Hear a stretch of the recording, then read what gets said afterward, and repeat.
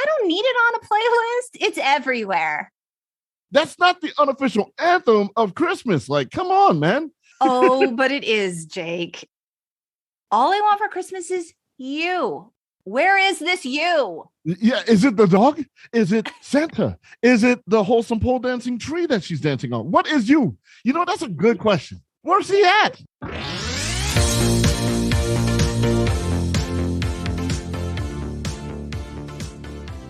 Hello, and welcome to the Untitled Gen X podcast, a podcast dedicated to the pop culture that raised us. I'm Lori, a writer and pop culture lover who's very merry to welcome my new best friend, Big Brother Jake, to chat all about the song Mariah Carey calls among her greatest achievements. Yes, little lambs, we're talking about Mariah's 1994 holiday classic, All I Want for Christmas Is You. But before we get into the earworm of it all, I'd like to tell you all about Big Brother Jake. Jake Warner, his government name, is a Navy veteran and a radio veteran. He's a SoCal native who works as an on-site engineer and producer for the Los Angeles Clippers and the Los Angeles Kings radio broadcasts. He also hosts the Big Brother Jake podcast and serves as the executive podcast producer and development of talent for Rose City Sound. He's also a loving father of 3 daughters and the warmest guy you'll ever meet. Welcome to the podcast, Big Brother Jake.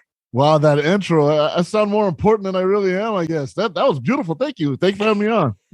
You're very important. You're a radio veteran. I mean, you've been doing this for a long time. Oh, yeah. 21 years now.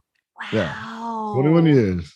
Wow. And your podcast, you've recorded like 148 episodes. Like, you've been doing that for a while, right? You're on it. Yes, absolutely. I've been doing podcasting as a host for the last 3 years now. So It's a whole different realm from what I'm used to. Right. But I love it because I talk a lot anyway. So I might as well record it and put it on, some kind of record, I have to tell you, Jake, like, you were just the word I used when I was talking to Aaron Bender, who joined me for the Boys to Men episode. Yes, he is a big fan of yours. I know he's a close friend of yours. Yes. I called you infectious. Your personality is just so big. And Aaron suggested that I have you on, and I thought it was such a great idea. So thank you so much for joining me. Like, we're new best friends. I mean, I said it in the beginning. We're besties now, so we can't go back. We're homies for life now. Homies for life. And I'm so excited to talk about Mariah Carey and All I Want for Christmas Is You with you. This will be fun. She is like the indisputable, like, queen of Christmas, right? Like, the world has just decided. Yes. All of a sudden, she is the one that dominates Christmas music all over the globe now. She really does. Like, we are armpit deep in Mariah Carey season. Yes, we are. She's everywhere. We can't even discuss Thanksgiving yet without her singing in our ears while the turkey's being cooked. Oh my God, Jake. I mean, we saw that video of her that went viral of her saying, like, it's time, and smashing the pumpkins. It's like November 1st. It's like, welcome to Mariah season. Yes, exactly. Yes. Exactly. So I thought before we jumped into the video, we should talk a little bit about the history of this song and how it came to be. And because, it's literally everywhere, and we all know the song. I'm not going to say we all love it. We all know it, but we don't all know the history. We don't. That's what we're going to dive into right now. That's right. Let's drive Santa's sleigh back. Let's start from the beginning. Do it. So in 1993, Mariah Carey was just the shit. Yes, she was. She was coming off of like huge success from her 3rd album. Mm-hmm. That album was Music Box. And that is the album with like Dream Lover, Hero. Great album, yes. Anytime You Need a Friend. I mean, that album still slaps today. Like, it is fantastic, right? I get goosebumps thinking about it. I love that album. It's so good. So her management team at the time, which included her then husband, Sony CEO Tommy Mottola. Yes. Okay, Tommy Mottola, who Michael Jackson once famously called a mean and a very devilish, that Tommy Mottola. Oh, yeah. Okay. Yeah. So he was part of her management team, and he was trying to figure out, like, what should Mariah do next? She's at the top of her game. Where do we go from here? Right. Someone on her management team came up with the idea of a Christmas album. And at that time, that was almost totally unheard of because she was at the top of her game. And like Christmas albums were one of those things that were reserved for people who like were once big deals and really weren't anymore. And it was their way of being like, hey, world, I'm still here. Let me put out a Christmas album. But Mariah always loved Christmas. So she was like, I like this idea. Let's give it a try. She said, I'm a very festive person and I love the holidays. I've sung Christmas songs since I was a little girl. I used to go Christmas caroling. When it came to the album, we had a nice balance between standard Christian hymns and fun songs. It was definitely a priority for me to write at least a few new songs. But for the most part, people really just want to hear the standards at Christmas time, no matter how good a new song is. Now, a lot of people don't really know Mariah Carey is an incredible songwriter. Like, she is. She's not just pretty face and an amazing vocalist. She has written like 17 of her 18 number one songs. Right. Yeah, absolutely. I think we forget about that sometimes. You know, a lot of people do. And it's funny you say that, if I could bring this up. I was talking to some of my daughter's friends, right?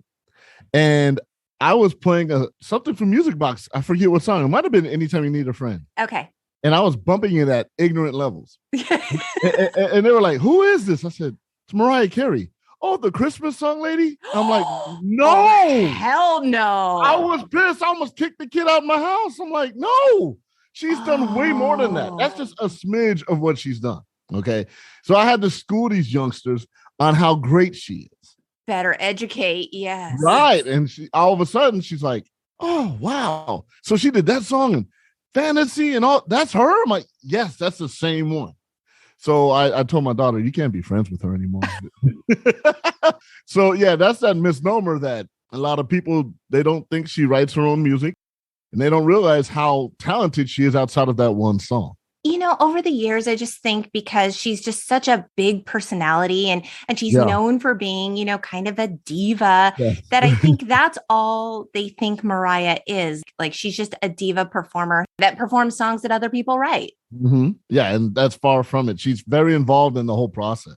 Yeah, she's a genius. Oh, absolutely. I mean, absolutely. Range, writing skills. She can arrange a song real well. Like, she's very underrated when it comes to that. Yeah, she's the whole package. She is. So what Mariah decided to do, she was like, okay, I know it's like spring, summertime, but I want to try and get into the Christmas spirit. We're going to be writing Christmas songs. Let's get in the Christmas spirit. So she decorated a Christmas tree at home. She lived in upstate New York and they had a recording studio in their house. So, you know, it was all happening there. So she decorated a tree. She was playing It's a Wonderful Life. She made a list of all the magical things that she loved about Christmas since she was a kid. And she said, I wanted the song to feel like something that I could have grown up listening to. That's why it has that sort of like old school sound. Yeah, there's like a nostalgia to it. For sure. There's definitely a nostalgia to it. Yes. Yeah. So even though the original plan, of course, was for her to cover holiday standards, she co-wrote and co-produced this hit in about 15 minutes. Like what? And she did this with badass legend Walter Afanasieff. And this was on her first Christmas album titled Merry Christmas in 1994. Slate suggested that the Christmas magic of this song is literally baked right into the song. It's almost formulaic. Now, Jake, I'm not a music person, but I know that you are. Somewhat, yeah. I might be able to. You've produced music. You've made beats that have shown up on radio, TV, film. Yes. Quite impressive. I actually had a song that charted in France too. Did you? Yeah, I produced a song that was like number one for a week. Pretty cool. That's so cool. Yes. So apparently this song has a dulcet harmony. That means something. I don't know what it means. And it's made up of at least 13 distinct chords, including this really like special minor subdominant chord known as the most Christmassy chord of all. And this is a chord that is even found in Irving Berlin's iconic White Christmas. So it's almost like subliminally part of our Christmas consciousness. You know, it's funny you say that because now that you're saying all this, I'm like hearing the song in my head right now. And I'm like, damn, yeah, that's accurate. And because there's a lot of Christmas songs out there that don't feel like Christmas, don't sound like Christmas. They just do a regular song and throw a damn sleigh bell on it. And that's a Christmas song. There you go. It's a hit. Nah, just because you have somebody popular doing it and throw a sleigh bell on there does not make it a Christmas song. You got to feel it. And whether you like the song or not, you feel the Christmas spirit in the song. 100%. You really do. It is so much more than just the sleigh bell. Like you were saying, like it feels nostalgic, almost like it's always been. And it hasn't. This song came out in what? 94? Yeah. I was a senior in high school when it came out. Yes. So was I, class of 94. There we go. Okay. All right. That's why we're friends. See? That's why we're friends. Totally. So the single was actually released on October 29th, 1994. Mm-hmm. And in January 1995, it peaked at number 6 on the Billboard Hot Adult Contemporary chart because there's some delay in reporting. So, Jake, before we get into your thoughts on Mariah. Yes. How do you feel about Christmas in general? Are you a Christmas guy? See, here's the thing. I'm not really a Christmas guy. Okay. But for the sake of my daughters, I love Christmas for them because Christmas wasn't fun for me growing up. I don't want to be a Grinch, but when I see how happy my daughters are, and they decorate, because I tell them, let's not decorate my place this year. No, come on. All right, so we do it. I do it every year, and we go all out. Nice. When I see them and see how happy it makes them, then it makes me happy. Right. But if they told me, Dad, don't decorate this year, I probably wouldn't. I think a lot of Christmas is commercialized a lot. 100%. And it takes the mystique out of it. That's why I love Thanksgiving so much, because you're around people. You're around people you love. And the only thing you're sharing is food. Like, you're not trying to, you bring this, you bring this, you bring that. And you're not trying to outdo each other with gifts. I think Christmas has gotten to the point where, hey, let's try and outdo one another, or I'll impress you by buying this big ass gift that nobody really wants to buy, but keeping up with the Joneses type deal. I just don't like what Christmas has become. And I wish we could kind of take it back, to just loving one another, being with family, and enjoying each other. And it lacks that nowadays. It really does. I know what you mean. It was almost in a weird way. And I feel stupid saying it because last year was just such a shit show for like a billion reasons, right? Yeah, it was bad. Yeah. But I have to say, like, Christmas, I didn't get to see my family because we were playing it super COVID safe last Christmas. We did not spend time with extended family at all. Mm-hmm. So we just stayed home, just our immediate family. And it was not that I didn't miss my family. I 100% did, but it was just sort of nice because it was like dialing it back to the most basic and simple principles of Christmas that we just, we got to get up, be lazy. We had a nice, simple Christmas. We spent the day together. It was very quiet. We weren't rushing here, rushing there, doing this, doing that, all the things that make the holiday season so frantic and crazy. Right. So it was a nice sort of reminder about like the need to really stop and recognize and focus on what matters and just let the rest of it go.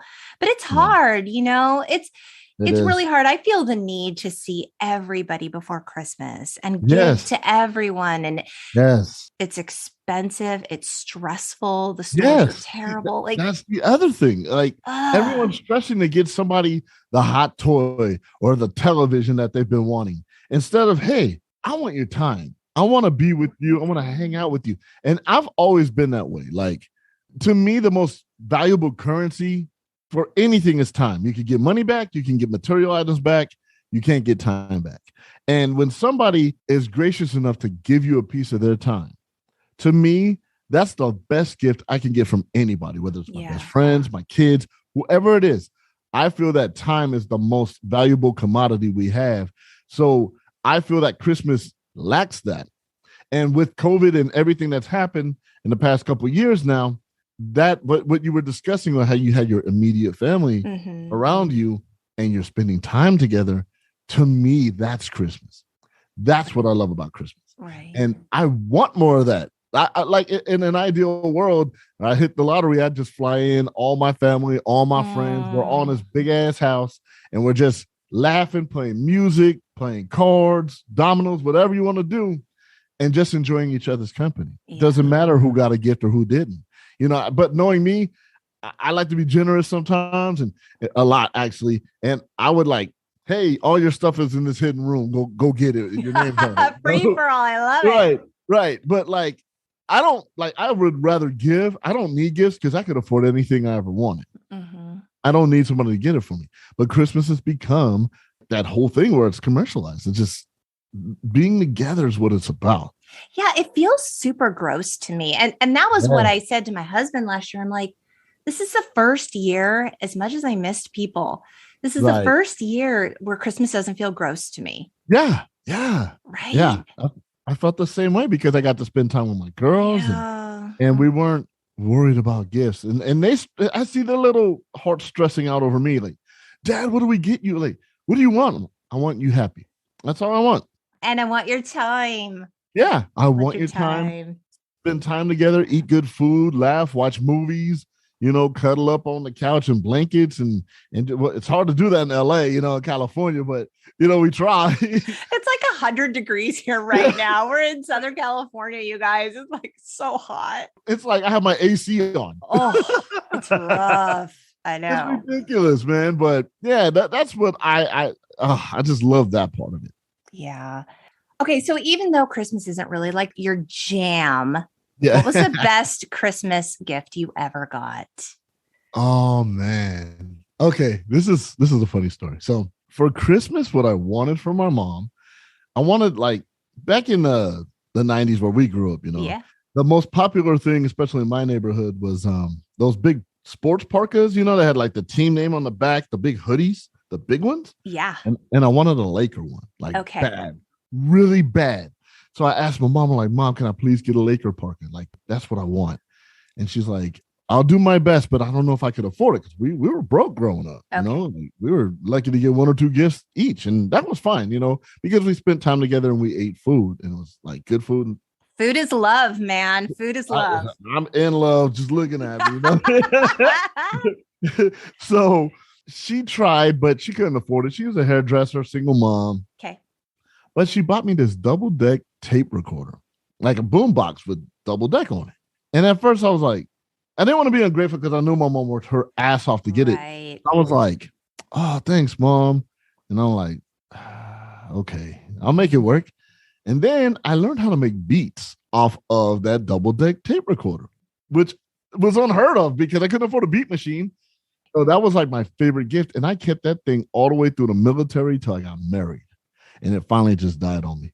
But that was the best gift she ever gave me was a double deck boombox. And look at the longevity of that and like what it ended up giving you. That's so cool. Yeah, because I ended up being able to hook it up to my DJ equipment and I could make mixtapes, and I was selling mixtapes in high school, and then make beats and sell the beats to like rappers that were terrible, but they'd give me money for the beats. So I was like, I love the hustle. It's good. I've been hustling since I was 13 years old. Nice. I've had a job since I was 13. I've always worked.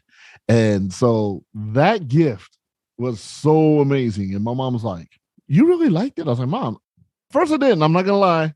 But I loved it. She was like, I got it for like $45. I'm like, what? She's like, that's all I could afford. But it ended up being the best gift ever. And we were using that boombox to open gifts and listen to music on it. Again, like I didn't have a car stereo in my first car. So that was my car stereo. So I left just California. Strap that baby in. Yeah, that's right. It was California to Virginia, back to California. And I still had it. And I was, So that was the best gift ever. So cool. And I know how hard my mom worked. And she was so sad. So since then, she's bought me 3 Laker jackets because she feels bad about it. And like, Mom, don't buy me any. I can afford it now. Like, don't worry about it. It's fine. Oh, what a good mom. I love that she's story. Awesome. Mama Pam, I love her. Shout out to Mama Pam. That's so great. So, Jake, what are your thoughts on Mariah, just in general? Oh, I love Mariah Carey. I love that she's been able to transcend through the different decades. She's made a lot of dope party anthems. She's made a lot of tearjerkers. I'm a big fan of Mariah Carey. I know she's a diva. I know people that have worked with her that's like, I can't work with her, but I love her music. But overall, I'm a fan. I'm a big fan of hers, And I remember being in boot camp. We couldn't listen to music at all until like our very last week when we were about to graduate. And that's when One Sweet Day with Mariah Carey. Of course, Boyz II Men, Aaron Bender, Oh, yeah. You guys check out that episode. It was a great episode, and he was funny. And just seeing all those pictures was great too, you know. But One Sweet Day, and I heard that song at boot camp, and all of us grown ass men that were push-ups and doing guns and all that, crying. and so I was like, man, but I've always liked her music from day one. So I'm a big fan. Okay, so you're a big fan of Mariah. Are you a big fan of All I Want for Christmas Is You? No. I like it, but if I'm not going to put it on my, like, I have my playlist of Christmas music, which I'm not a big Christmas music person. Okay, but fair. I'll listen to it. It'll get me in the mood to decorate. My kids love the song. They love her whole album, the whole Christmas album. That song in particular, I just think they played the hell out of it so much that it's just like. That's how I feel about it too. It's like the song is great. Okay. It's a great song. It's indisputable. The song is great. It's nostalgic. I loved it. Probably the first 500,000 times I heard it. But like, it's not on my Christmas playlist either because I know the minute I step into CVS to grab a milk, it's playing. Right? The minute I go to my dentist, it's playing. The minute I step in an elevator, it's playing, or the post office. So like, I don't need it on a playlist. It's everywhere. It follows me. I don't need to like bring it into my home. It's already everywhere I go. Yeah, exactly. Right? See, that's my point about the whole song. Like, it's a great song, but if I heard it ever so often, then I'd be like, damn, I can't wait to hear it. Because it puts me in the mood, but it's like, I hear it with my kids, you know, because they take over my car stereo when I'm driving them around. And then I'll go into a store, like you said, and it's there. And I'll go into a business and it's there. It's like, damn, why? Why do we need, that's not the unofficial anthem of Christmas. Like, come on, man. Oh, but it is, Jake. Apparently so, because, and I'm the Grinch because I don't want to hear it every single day, 4 times a day. How dare you? How dare I? Monster. I am, damn it. Well, the New Yorker, they describe the song as one of the few worthy modern additions to the holiday canon.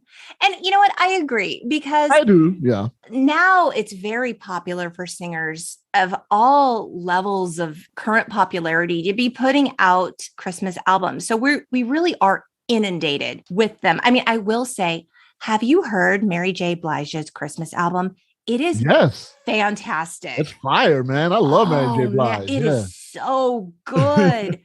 That is part of my playlist. Oh, hell yeah. Yeah, for sure. For sure. Yeah. Mary J. Blige, she, you know, at least in studio, I've heard her sing live and, you know, but like. Oh, really? Ooh, the tea. Yeah. Well, okay. So I didn't mean to go off track here, but I was at the Soul Train Music Awards in 1992. Okay. And that's when Real Love came out. That was her jam. And that was my so good. Love that song. You hear that piano. Dun, dun, dun, dun, dun. You're like, oh, you know, you started dancing. And when she started singing, I was like, who the hell is that? She got booed off the stage. And when they did post-production on it, you didn't hear the boos. I was in the audience and she got booed off stage because it was that bad. She finished the song, but it was not good. But yeah. I'm just going to assume that was an off day because she is hella talented. She is.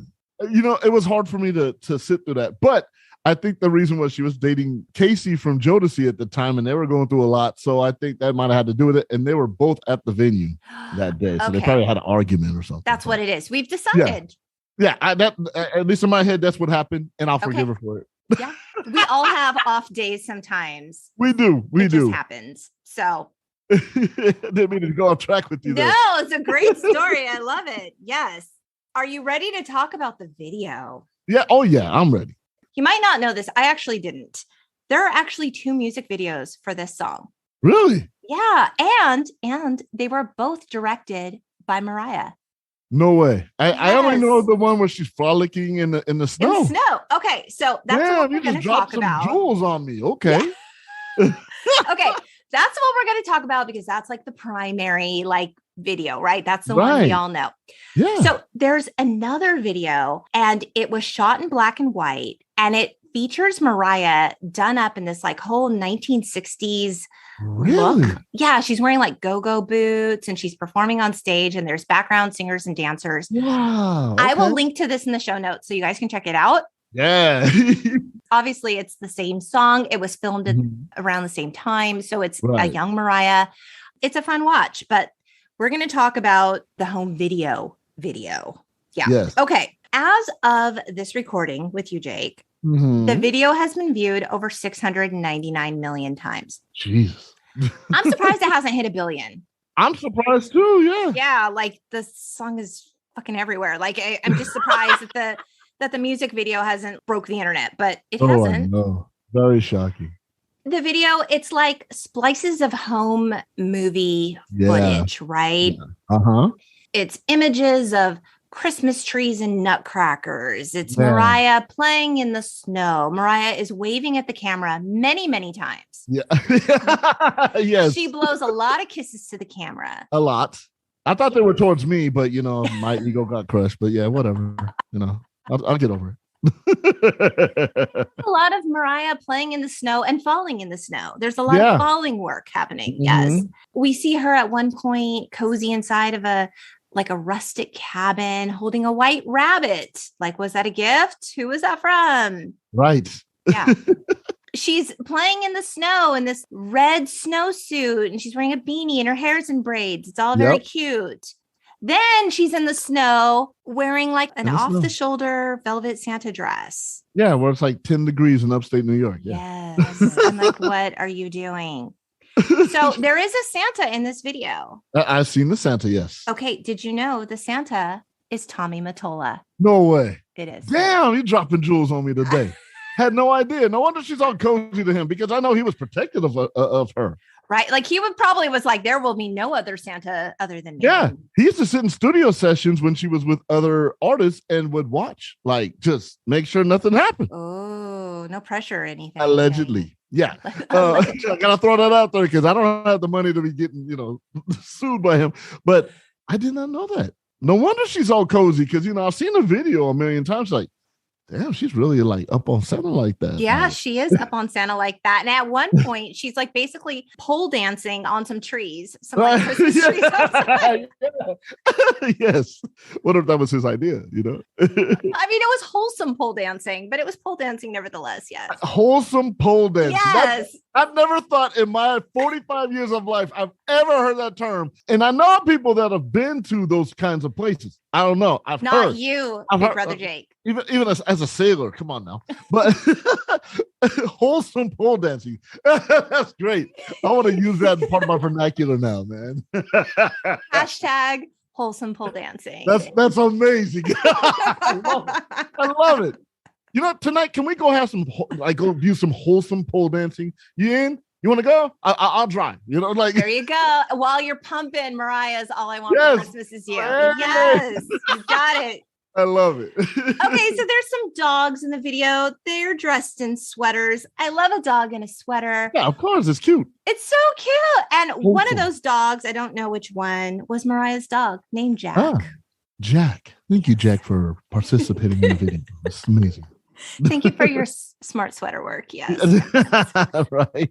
So we see Mariah, she's just so fun and playful. She's playing with dogs. She's shaking presents.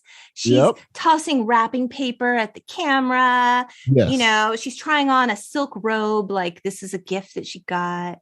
Right. The one thing missing from this video, it's got your wholesome pole dancing. It's got dogs and sweaters. I mean, it's got everything you could ever want. Oh, I love the only thing missing in this video is the you. All I want for Christmas is you. Yeah. Where is this you? Yeah. Is it the dog? Is it Santa? Is it the wholesome pole dancing tree that she's dancing on? What is you? That's a good question. Where's he at? Who is you? I mean, we all know it was probably Tommy Mottola because he wouldn't let it be anybody else. Allegedly. Yeah, for sure. Allegedly, yes. Yeah, we're not trying to get sued. No, we're not. I felt like the video it was a fun video. It felt nostalgic, all those things. But very I felt innocent. Wholesome. Let's tell the story of the video. Yeah. Okay, so the rabbit that she's holding is not enough. The beautiful cabin in upstate New York is not enough. No. Santa that she's pretty much lap dancing and canoodling with is not enough. No. And then the wholesome pole dancing tree is not right. enough. So who the hell is you? Who the hell is you? Where is you? Is it like a 6'3" muscular guy? Is it a 5'10" chubby guy like me? Like, what the hell? We need to know this, Mariah. We do need to know this because, it was all she wanted, Jake. Did she not get it? No, and she's blowing kisses to who? Is it you? It's you, Big Brother Jake. It's you. Well, like I said, it was a bad breakup. I'm finally getting over it. We'll be okay. Okay, I'm back. So, but maybe it is me. I don't know. I just felt like, I wanted a little bit more, just a little bit more. Yeah, because it's lacking. Because now I see like the dogs jumping around in the video and the rabbit, blowing kisses. Maybe you is like on military deployment. Oh, maybe that's sad. Maybe we don't know, but I said there were a lot of kisses, waves, and falls in this video. Yeah. I counted them. I went back to count them because I was like, this is an ongoing thematic element here. Great. So the kisses, any guesses on how many kisses she blew at the camera? I would say about 7.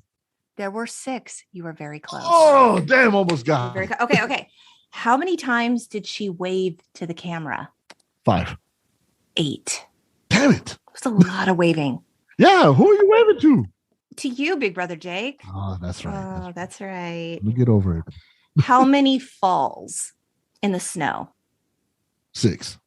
Actually, I made it sound like there were a ton of them. There were only 2, but even like 2 seemed like but they were so dramatic though in the falls because she like falls in sections, like it's like that's 3, right?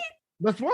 I'm surprised after those falls she wasn't like doing snow angels. There were no snow angels, which was surprising. You should have directed the video. I know, Mariah. I mean, she directed it. God bless, but see what happens when the artist takes creative control over everything. Damn it. It wasn't enough, Mariah, that you wrote the song, sang the song, and you had to direct the video. Like, come on, leave something for the rest of us. Yeah, some people need jobs out here, man. Come on. Especially back in 94, damn it. Right? Jeez. The session was bad. It was bad. So one of my favorite things to do is to read YouTube comments. Oh, yes. Okay, so someone wrote, everyone who works in retail, : ah, shit. Here we go again. Yes. Yes. I can only imagine you're working at JCPenney or somewhere. Dude, you're like, those kids at the Gap are like, shit. Yeah. What the hell, man? This shit is killing me. I know. That's great. It's true. Someone else said, my sympathy goes to the retail workers of America this holiday season. Yes, yes, same. Okay. Someone else said, I have been baited into this 3 times today. This is literally the Christmas Rickroll. Yes. It is. That's kind of a dig at Rick Astley. I'm a big fan of his. My husband loves him so much. I listen to Never Gonna Give You Up every day at least once. Every day in the shower, one time required before I leave the house. It's like your walk-up music, like to life, right? Exactly. Yes. Yeah, because it hits the soul. It does. Soul. Make that a Christmas song. Throw some sleigh bells on that shit. I'm going to remix that shit. All right, do it. We want it. The world is asking. Okay, someone else said Mariah Carey has been carrying a whole holiday for nearly 3 decades with this song. That's accurate. True story. Yep. Yeah, because it's a part of our folklore now, part of the American fabric, if you will. It absolutely is. Yes. Someone else said, oh my God, I can't understand. How did our parents live without this song? This is the best one. Oh, my dad would, God rest his soul, my dad would be like, I had Motown and Jackson 5 Christmas music. Okay. Yeah, okay. I just fine without it. I survived.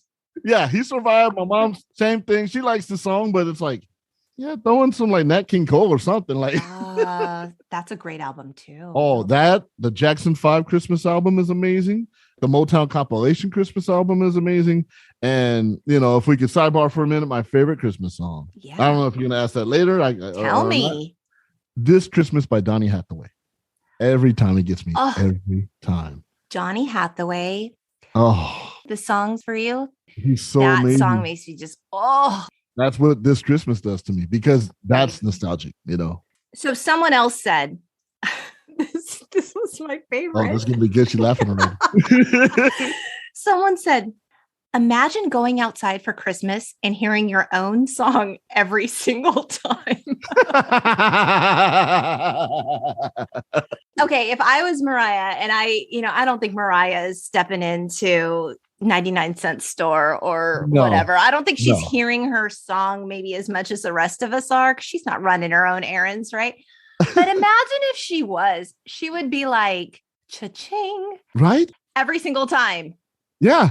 I mean, this is a money maker. Yeah, like every year, she's clocking 7 figures out of it, man. Dude, I actually have a figure here. Hold on. Oh, I love it. Yes. By 2017, The Economist reported that the song had earned $60 million in royalties. Holy shit. Damn. That was in 2017.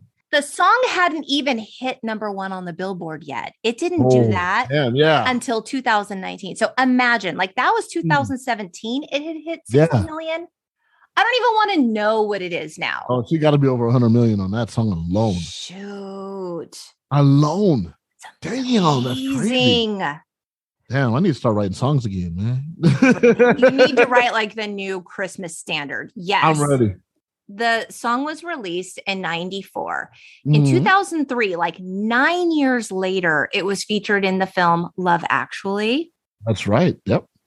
So it like had a big resurgence after that film because it's featured prominently. And that film has become like a holiday favorite for a lot of people. They watch it every single year. So unless you live under a rock and you forgot all about Mariah's annual Christmas explosion, that film will remind you. Yeah. But in 2015, Mariah adapted the song into a children's book of the same name. And then in 2017, there was an animated film that came out. It's a straight to video film called All I Want for Christmas Is You. And in it, a young Mariah wishes for a puppy for Christmas. So she's been like reworking this. Hey. She's just making piles of cash upon piles of cash. Then in 2019, like I mentioned, 25 years after its initial release, the song finally hit number 1 on the Billboard Hot 100. And that is amazing because it broke all kinds of records, including the longest trip to number 1. Wow. That's crazy. And that happened in 2019. And then last year in 2020, it hit number 1 again.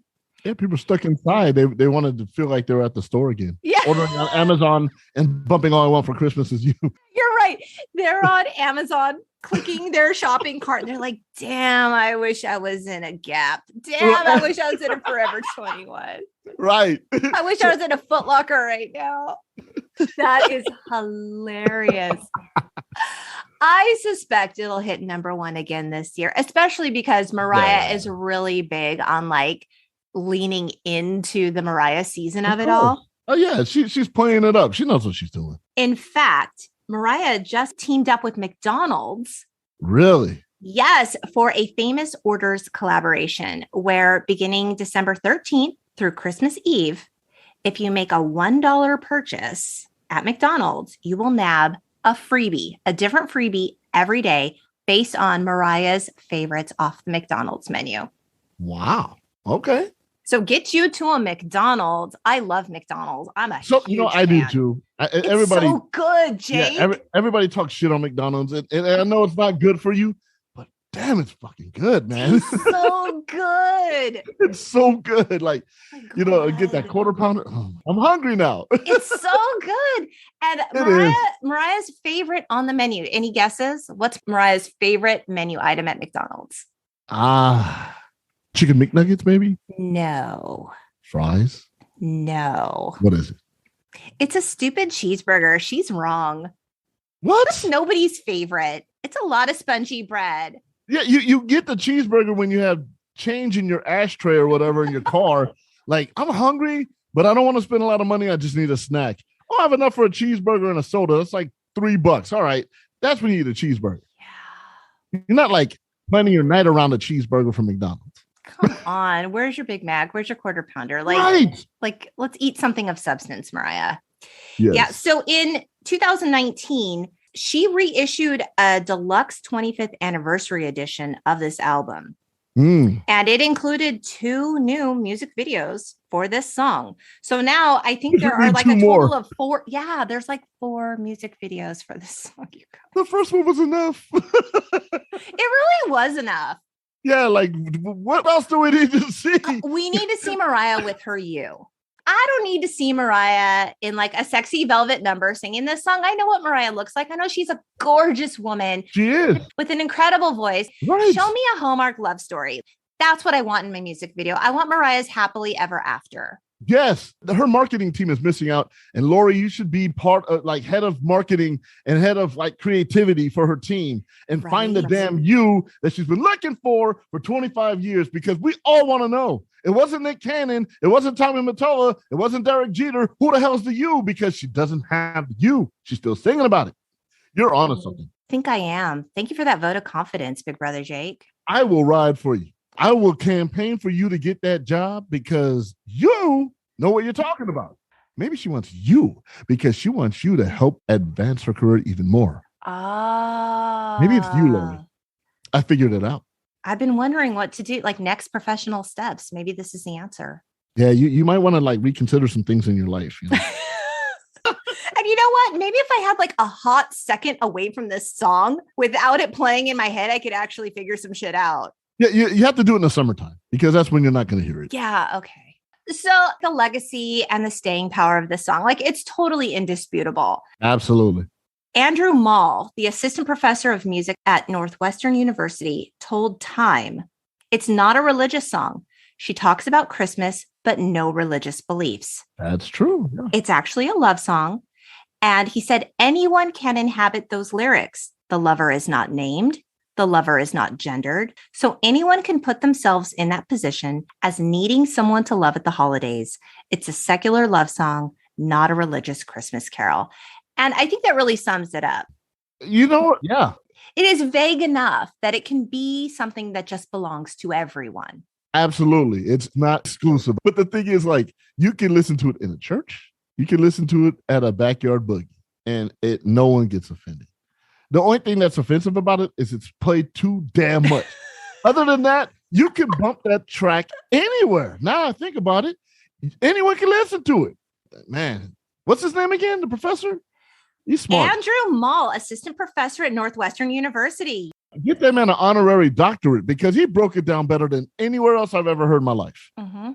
She was onto something when she wrote that. In 15 minutes. Damn. But a lot of hits are made in quick amounts of time, though, because it's that synergy that comes in that studio. I've sat in a lot of studio sessions, and some of the sessions where they were 3 hours, we ended up throwing the whole damn song away because it sucked. But there's times where 20 minutes, yeah, I got it. Oh, and then you play a melody. Oh, shit, this shit's going to bump. And then all of a sudden, you're out and you sell that damn track for a lot of money. And they're like, how long did it take you? You don't want to tell them, but you're like 20 minutes. You know what? It's true, though. It's like I've talked about this before with other things on the podcast. It's like sometimes it's energy and magic and it's lightning in a bottle. And sometimes it just, for whatever reason, everything comes together to create this perfect thing. Yeah. All the stars have to align. Everybody's energy has to match. And that's how hits are formed. And if you listen to interviews of artists that have told you about their greatest hits, it's usually, we just got together and it was quick. That's so cool. This song has sold an estimated 17 million copies. I'm sure it's more by now. Oh, yeah. You add the digital sales to that, I'm sure it's over 100 million. Yeah. And this is the best-selling Christmas single by a female artist, like by far. Oh, yeah. Historically. Everyone loves that song. Everyone loves it, even if they're tired of it. Yeah. I mean, when I don't hear it after like a week and it's Christmas time, I'm like, okay, what's going on here? Something's very, very wrong. Something's off. Play it, damn it. Let me walk into the gap. Oh, there it is. All right, I'm good. Whew, everything is back to normal. The universe is back down. So, Jake, I want to shift focus from the queen of Christmas to you, the king of podcasts. Oh, yeah, I'm trying. You're doing it. So before we get into the Big Brother Jake podcast, can we talk about your super cool day jobs? Oh, yeah, sure. Okay, cool. So you've worked for Westwood One, Fox Sports Radio, the Los Angeles Dodgers, yes, even with Vin Scully, which is amazing. Yep. You currently work for the LA Clippers and LA Kings radio broadcasts. What's it like? I know you're a huge sports fan. What is that like to be making real dollars at a day job doing something you love? Let me tell you, and I get goosebumps like hearing all that. I never take it for granted, number one. Anyone that follows my social media, every time I'm there, I do video, I take pictures. And I know some people are like, damn, dude, we know where you work. Like, yeah, but I'm happy. It's a surreal feeling because the first sporting event I ever went to was the Clippers, and I'm a Laker fan, but like, and I love the Clippers now because you know they pay the rent. But like, buy the Christmas gifts. Yeah, absolutely. Even the single if you want them, right there. I walked into the LA Sports Arena. It was the Clippers versus the New York Knicks, and walking into a sports arena, it was like the dopest feeling in the world. My dad and I, we didn't have a lot of memories together, but one of the few memories we had was walking into the sports arena and then 6 months later walking into the Forum and seeing the Lakers. Always the Clippers. Like my dad was a cheapskate, man. He always tried to buy Clipper tickets when you could buy them for $4 with a Big Mac purchase, you know? Not a cheeseburger. Yeah, not a cheeseburger, Mariah. You know, and I won't bad mouth the Clippers now because they're box office now. But walking into the stadium or the arena, and you walk in and see the lower bowl and see the lights on the court, it was like the coolest thing to see. And every time I walk into a Staples Center now, I'm like, wow, I am so blessed to do what I do every single day. And I get goosebumps. And I take a minute before I set up my gear to soak it all in. And then I set up my gear. And then I take another moment after and said, holy shit, I don't belong here. Like, how the hell did this happen? It's a surreal feeling, and I love it. And I hope I could do that job. And I mean this with all my heart. If I won the lottery, I would still do that job. I'd do it for free. That's amazing. I love it that much. You know, I have to tell you, Jake, because I follow you on social media and I have seen you post every time I walk into Staples, I get goosebumps. I do. And I love that you feel that every single time. Every single time. Even because here's the thing, like every time I walk in, everything that's bad or even good goes away. It's like I get paid to watch this shit. Like I get to watch sports and I get to control the play-by-play that's playing for millions of people. I'm in control of that. I'm the mixer. And I'm like, so I got my own play-by-play here that I can interact with. My man, Noah Eagle, shout out to Noah Eagle, Clippers play-by-play guy. And Hall of Famer Nick Nixon and Darrell Evans with the Kings. They treat me so wonderful. And we all have a good time. Like when we're in the booth, all of us, different sports, it's a big party. Like we're laughing, you know, they're playing the warm-up music, you know, when people are coming in, we're dancing and we're like singing along and having a good time. And we have chemistry and a bond like no other. And that's what makes it fun too. I love it. Like I don't work today as we're recording this. And I'm like, damn, I want to go to work. Oh, we should all feel that way. That is so great. It wasn't always like that for me though. This is what I've always wanted to do. I mean, I wanted to do play-by-play, but I had a speech impediment. You know, I have a lisp that I have to like talk through. So sometimes it comes out, sometimes it doesn't. I stuttered as a kid, but like the best thing next to that is sitting next to the person doing it and controlling their audio. Even with the Dodgers, you know, I got to travel with the team. And that was fun. Oh, it's incredible. That was the best 2 seasons of my life, man. That was like career highlight. I love what I do now. Don't get me wrong. But you're on the road with your favorite baseball team. And going and watching your favorite baseball team in all the different ballparks across the country, man, it's a great feeling. I've been so blessed to do what I've done. Like I could write a book, man. I call myself the Black Forrest Gump because I just fall into situations that, what, you did that too? Damn, who do you not know? Like it's crazy. I've lived a charmed life, man. I love my life. It's so great. And you get to share your stories for everyone on the Big Brother Jake podcast. Yeah. It's part of the Podcast One Network lineup. I have to tell you, your observations and your like hot takes on society and news and things that are going down in real time, they are always fresh, always relevant. Thank you. You're a really positive person. Like even when you're mad, Jake, I find it so charming. I find you completely adorable. Even when you're like, I'm mad. I gotta tell you guys why I'm mad. I'm like, tell me, Jake, tell me why you're mad, because I just love it so much. Thank you. Thank you. I mean, here's the thing. A lot of people want to put you in a box, you know, and they want to put you in a certain category. You really can't put me in a category. You know, you can't, oh, are you liberal? Are you conservative? Man, I'm human. You know, some things I am conservative, some things I'm liberal on. And I think that's the problem with society nowadays. It's like we always have to label somebody, or it's ridiculous. It's like, come on, man, just what happened to us being human beings? Like, we can't talk to each other because somebody likes the other candidate, or this political belief should stop me from being your friend. No, it's stupid. It's stupid. It's all feathers on the same bird if you look at it. So it's like, you know, it's my view on things when I do my podcast. It's how I see it, and I'm not going to apologize for who I am and how I view it. In talking through current events and societal issues, what has the experience of podcasting taught you? What gifts has it brought you? Well, here's the thing. The one thing I've learned about podcasting and being heard in 80 different countries is so cool. Yeah, that's crazy to me. I'm like, man, I'm just like, I live in Eastern San Gabriel Valley. Like, damn. I learned that you can reach people and you don't realize it. You know, one of my favorite stories I tell all the time is, I never say his name, and he just goes by the name of Jay, and he's from Cleveland. And he is a podcast junkie, and he was going through chemotherapy.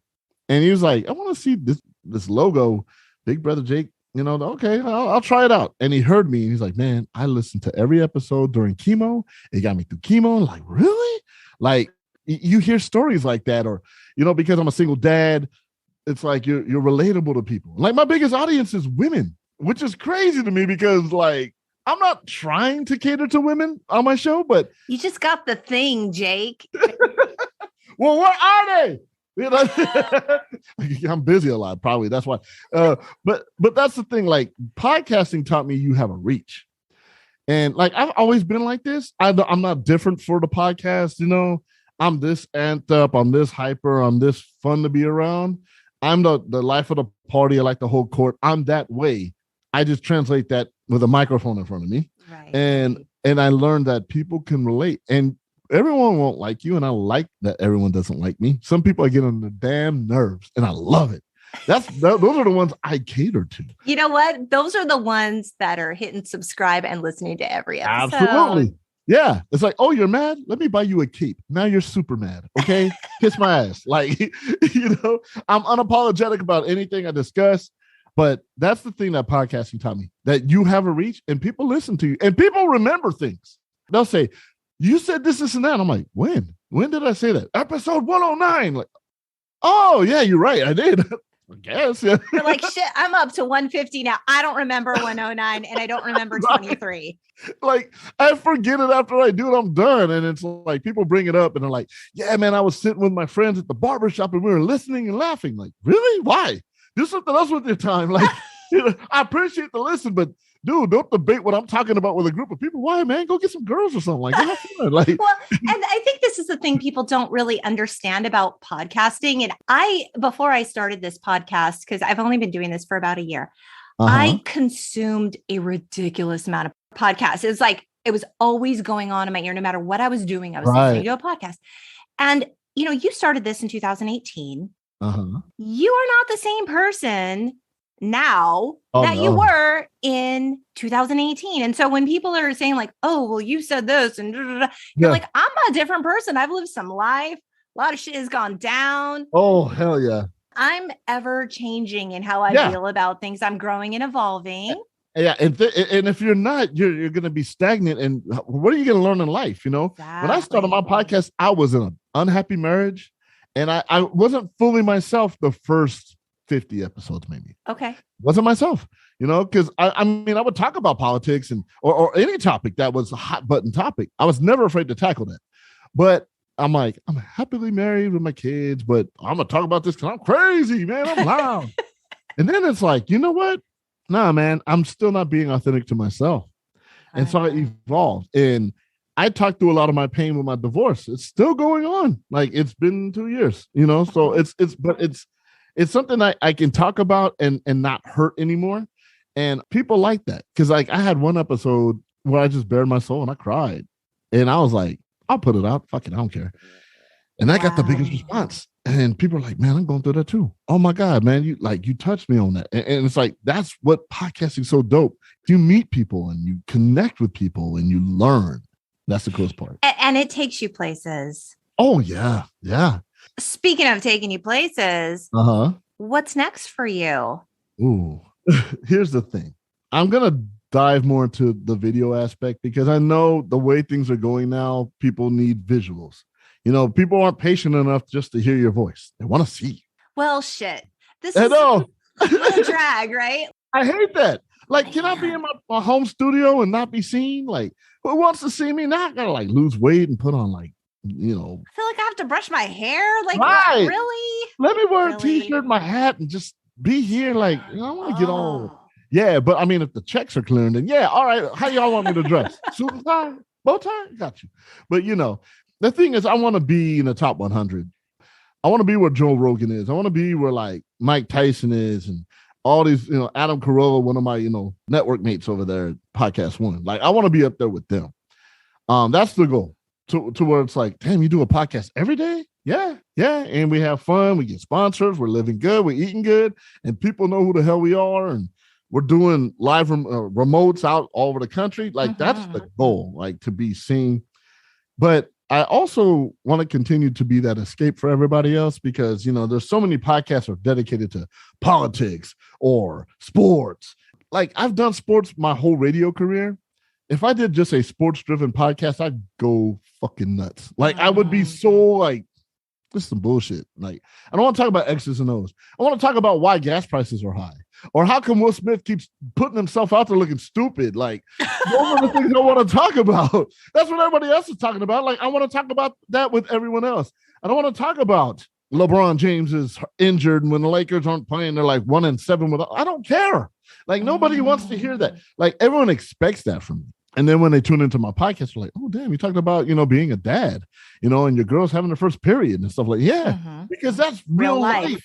It's not real life when these dudes are playing baseball or basketball. That's fantasy, man. It's entertainment. It pays the bills. I ain't gonna lie, and I'm not gonna disrespect it.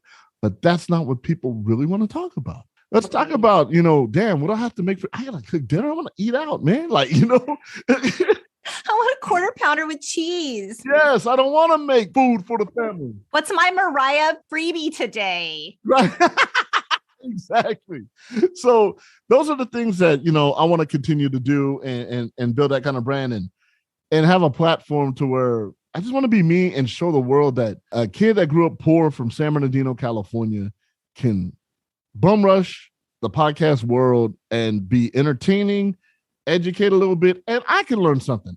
I've been told all my life, you're not going to make it. You're not good enough. You talk too much. You have speech impediments. You're sensitive. And I am. I'm a crybaby, man. Especially since I had daughters. Oh, my God. I cry over everything now. Oh, she's driving. My oldest is driving now. And I'm like, when did this happen? And those are the things that I like to talk about because that's what people are going through. And I want that, way down the road. Yeah, I'm trying to get big, man. I'm trying to make that good. I heard on a recent episode that you had some goals of being the Quincy Jones of podcasting. Yes, because I produce a lot of podcasts too, So. Yeah, tell me a little bit about that. What's that like? So I'm gonna plug a couple people here. Shout out to my family at Rose City Sound. There's a podcast that's really good called On This Frequency. And it's with Ricky and Natalie. They're my little sisters. And they talk about everything, real shit, stuff I won't even talk about on my podcast. Damn, that's real. They're raw, but they're amazing. And I produced that one. And then my guy, Nick Hamilton, he does a lot of sports stuff. He owns Nightcast Media, and I signed on to work with him. And just based off the radio experience I have, I just try to guide both of them and work with them and show them, hey, look, I'm an outsider looking in. This is how this should go. This is how that should go. And they're crazy enough to let me do it. And so I like to wear different hats because it keeps me fresh. Eventually, I want to have a network where I have different podcasts under my umbrella and I could step away from the mic like this and produce from back here and be happy to do it. That's what I want to do. I love this stuff so much. I don't want to retire. I don't want to do anything else. I love podcasting. I love radio. And I want to be the Quincy Jones because he's created stars. Thriller sold 100 million albums. 100 million albums. And that was before the digital age. I know. And Quincy Jones is in the studio with analog equipment, nothing digital, reel to reel, and sold 100 million copies. Okay. That's magic. And that man, I admire him so much in like his drive and his genius. And I think I have something to offer to this world. Like, I was not gifted with a jump shot. I couldn't dunk a basketball. I could barely hit a baseball. If it's a curveball, I'm done. I'll strike out. It has to be high and outside. I'm not gonna play. But like I wasn't gifted with that. But I think this was my calling since I was 5. I had a Mr. Microphone, walking around the house. Like, damn, dude, can you stop? It's in my blood to produce. It's fun to be behind the microphone, but I love to produce more. Like, that's my favorite, because it's like when you collaborate with genius creatives and that magic happens in the studio, whether it's a podcast studio or recording studio for music, all of it's fun. And that's what drives me. I can tell that this creative collaboration really does feed you. It does. It really does. Thank you. Yes. I love to do it. And I love working with people that want it, and when they want it, I'm going to bring it out of you. My guy, Nick Hamilton, he was the one that told me. We were sitting, I was at a car wash. And we were on the phone together. I was getting ready to go out of town. And I was like, dude, my podcast, man, everybody else's podcast taking off. I'm kind of mad. I want to do more of mine. And he says, well, maybe your calling is not to just blow yours up, but everyone else, because you have such great ideas. And he's like, you're the one that told me you had 3 Emmy winners that were under you in radio, and now they're blowing up in their markets. I'm like, yeah. And worked with a Marconi winner. It's like, yeah. He's like, you make stars, bro. That's your calling. And I'm like, yeah, maybe you're right. My mom says the same thing all the time. It's like, you make people around you better. You should be a motivational speaker. I'm like, I would do that. That'd be fun, What I love is that you're just so open to the possibility. You're so open to fresh ideas and new opportunities. And I can tell that you welcome it all. And a lot of us are very closed-minded and very linear in our thinking about these things, but you're really not. Well, see, that's the thing. And thank you for that. I would be stagnant if I just did one thing. That's why I couldn't work.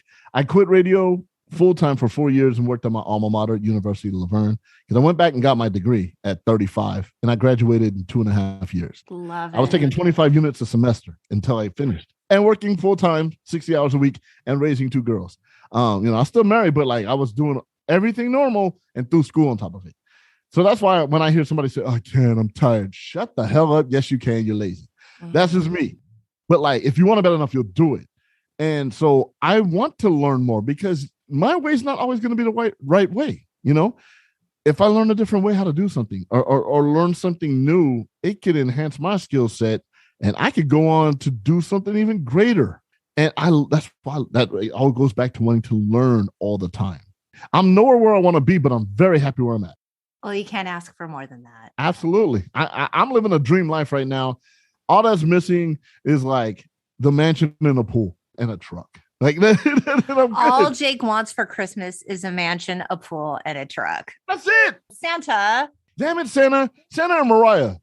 Where are you at? Where you at? Where are you at? You? But yeah, I mean, I could go on and on. This thing will be 5 hours to let me keep talking. Oh my gosh. Jake, thank you so much for joining me. I had such a blast talking about Mariah and you, and I love your energy and spirit. You're just so much fun, and you're so warm. It was my pleasure to come on, Lori, and anytime you ever want me back on, I'm down. Yes, I will definitely be having you back. And you guys, I'm going to put links to all of Jake's stuff in the show notes. Be sure to check them out. Check out the Big Brother Jake podcast. You will not be sorry. I love it so much. It's always such a fun and inspired listen. So thank you, Jake. I appreciate it. Thank you so much for having me on it. I had a really good time. Thank you so much. Thank you. And Gen Xers can find us on the web at theuntitledgenxpodcast.com and on Facebook and Instagram at the Untitled Gen X Podcast. We hope you keep in touch, beautiful people. Bye. All right, y'all. Bye. Deuces.